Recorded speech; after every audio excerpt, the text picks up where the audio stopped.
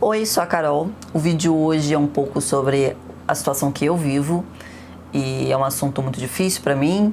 Não está sendo muito fácil estar aqui na frente da câmera falando sobre isso, algo muito íntimo, algo que mexe muito com o meu psicológico, mas eu acho importante vir aqui falar com vocês, contar sobre um pouco da minha história, e isso pode ser importante para incentivar você a buscar ajuda, caso você esteja passando pela mesma situação.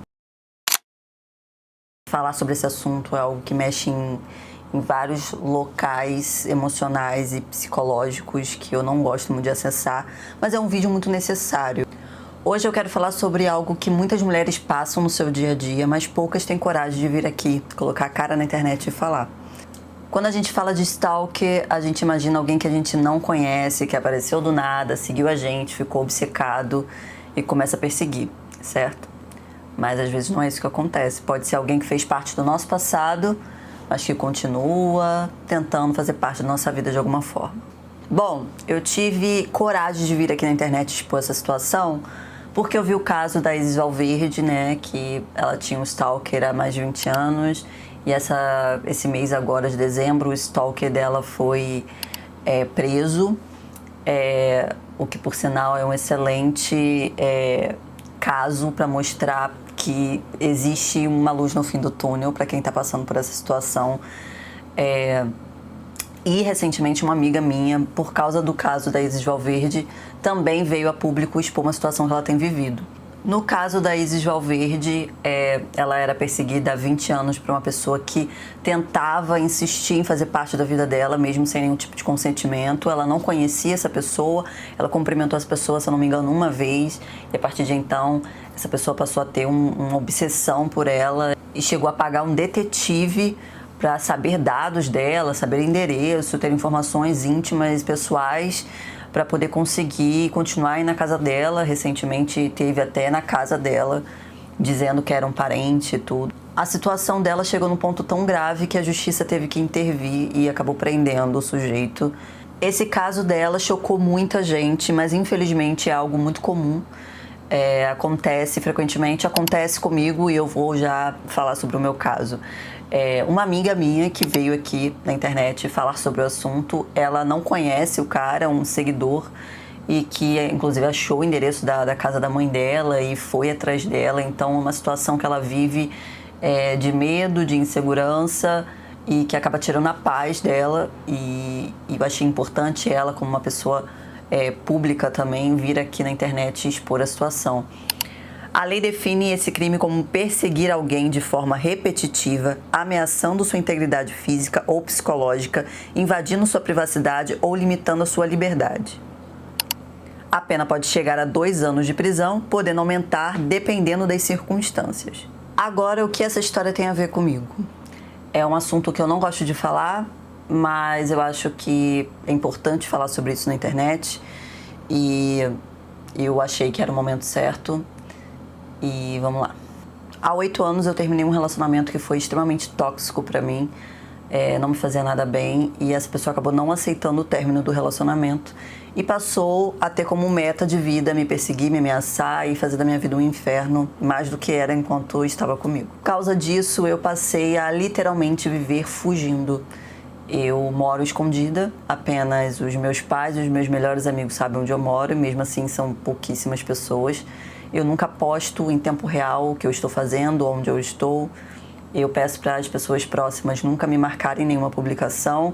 Eu só coloco aqui na internet, só falo aqui na internet o que eu quero que as pessoas saibam e sobre mim. E eu não sou muito de falar sobre a minha vida íntima, e até porque eu passei por muita coisa nesses últimos anos, muitos traumas. E esse, sem dúvida nenhuma, foi um dos meus maiores traumas nesses últimos anos. Eu estou literalmente vivendo 8 anos fugindo de uma pessoa. E sim, chegou a um ponto em que a pessoa invadia o prédio que eu morava, ameaçava familiares meus, ia atrás de mim em todos os lugares que eu estava, acampava na frente da minha casa.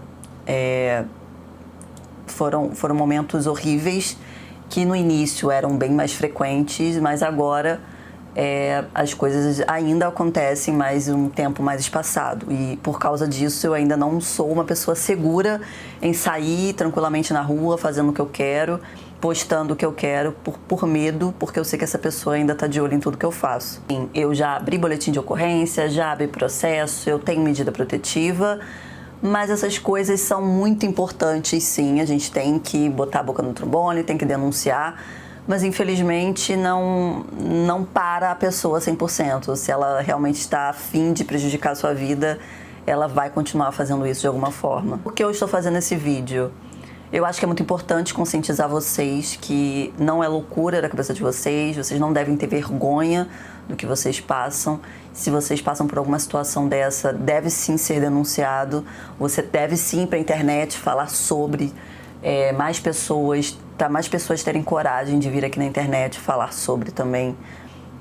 A gente fica com muito medo e acaba se privando até de pessoas conhecidas nossas saberem da situação.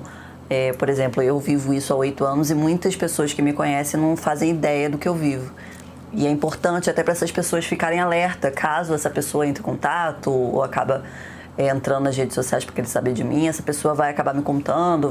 É importante você falar sobre o assunto, você pedir ajuda, você ir na delegacia da mulher, você abrir um boletim de ocorrência, procurar um advogado, tentar sim uma medida protetiva, porque a gente não sabe o que as pessoas são capazes de fazer. E a gente deve prevenir, a gente deve lutar pela nossa própria vida e é importante a gente falar sobre o assunto sim. Lógico que o caso da Isis teve uma repercussão muito grande por ela ser uma pessoa pública, mas se ela não fosse uma pessoa pública, será que isso aconteceria? Será que esse cara seria preso? No meu caso, ele já mandou várias ameaças, eu tenho prova de tudo e até hoje nada nunca aconteceu. E eu tenho certeza que em caso de muitas mulheres, mesmo com boletim de ocorrência e processos rolando, nada acontece e elas acabam perdendo a vida. Eu estou aqui falando sobre o assunto como um alerta e como um pedido de socorro, não só para mim, mas também para essas mulheres que não têm voz e que não conseguem ajuda, mesmo implorando, pedindo. É uma situação muito ruim de viver. A gente sente vergonha, a gente sente medo, a gente tem medo até de falar sobre o assunto e a pessoa acaba surtando e fazendo algo pior. O medo que o nosso cérebro acaba guardando sobre isso acaba fazendo muito mal pra gente. Eu desenvolvi vários problemas psicológicos, como fobia social. Eu não suporto estar em locais muito cheios porque eu não tenho controle, eu não sei quem tá ali, eu não sei se ele está presente. Eu tenho medo de sair de casa e estar no local público, mesmo que não tenha muitas pessoas, ele pode me ver, ele pode saber que eu estou lá. Então gera vários problemas que a gente acaba perdendo a nossa vida, às vezes não a vida em si, mas a vida no sentido de viver, de estar livre, de ter a nossa liberdade, né? Eu, no caso, não tenho a minha liberdade. Há 8 anos eu vivo escondida, eu tenho medo de sair de casa. Agora, nesse último ano, eu tenho tentado sair mais de casa, fazer minhas coisas, fazer minhas corridas, viver mais, porque eu perdi muitos anos da minha vida com medo. E eu tomo alguns cuidados, como eu disse, não postar onde eu tô, não pedir para as pessoas não me marcarem, mas é algo que a gente não tem muito controle, né? A gente não consegue saber o próximo passo da outra pessoa e isso acaba deixando a gente um pouco frustrado e com mais medo ainda. Se você está vivendo algo parecido comigo, é importante saber que você pode sim se proteger. Guarde todas as provas. Tenha mensagens, prints, áudios, gravações, tentativas de contato, tudo que você tiver sobre a situação, tenha provas, guarde tudo, não deixe nada passar. Vá na delegacia perto da sua casa e abra um boletim de ocorrência. Dependendo do estado que você mora, dá para você fazer isso online, sem precisar sair de casa. Procure a delegacia da mulher assim que possível. Sempre que você tiver uma oportunidade e tiver algo novo na situação, vá na delegacia da mulher.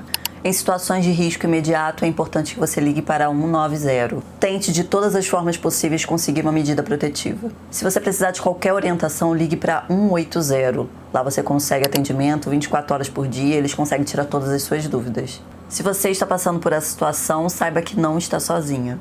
Estamos todas aqui colocando a nossa cara, falando sobre o assunto, algo que é extremamente delicado pra gente, mas que é muito importante para que o Brasil tenha cada vez mais leis e as leis mais rígidas e a gente passe cada vez menos por essa situação. Se você conhece alguém que também vive isso, mande esse vídeo.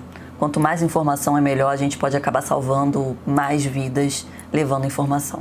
Obrigada por assistir esse vídeo até o final. Eu sei que foi um assunto muito sério, muito pesado, mas é um assunto muito importante. Então, se você gostou, dê um like, compartilhe o vídeo, comente aqui se você passa por alguma situação parecida. E um beijo.